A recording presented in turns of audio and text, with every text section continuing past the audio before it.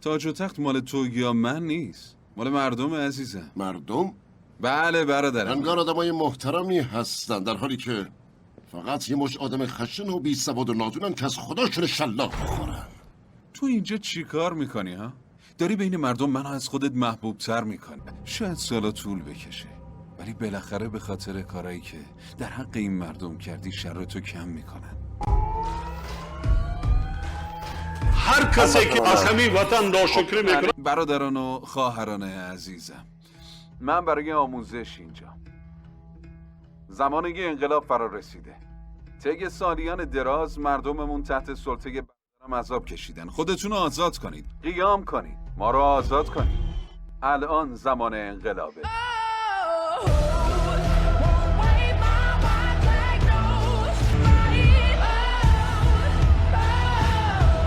قیام کنید تا بتونیم کشورمون رو پس بگیریم.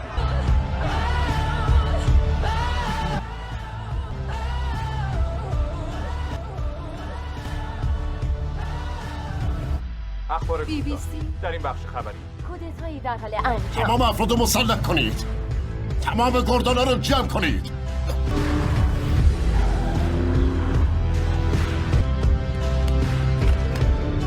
مشکل چی بهتون میگم؟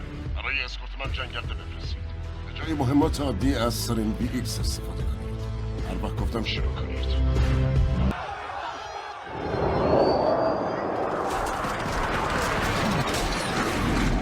اینا دیگه مردم من نیستن. از بینشون همینطوری رد شد.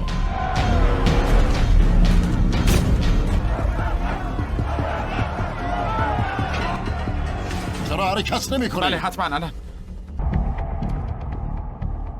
خوب گوش کنید.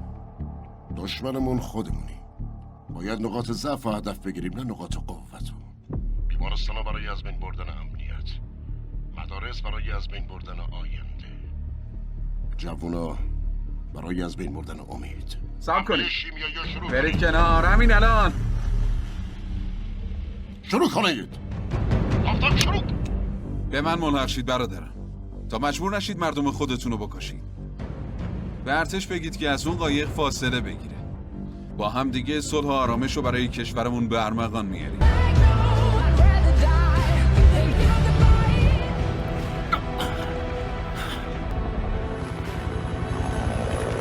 شما کی هستید؟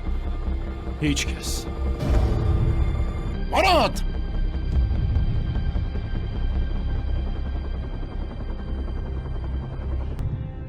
داستان فوری جدیدی رو دنبال میکنیم. در تاجیکستان شاهد یک تغییر رژیم هستیم.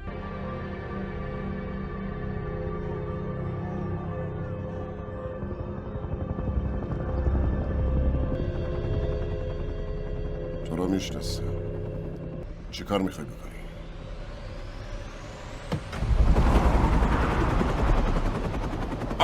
هیچ وقت به حرفم گوش ندادی.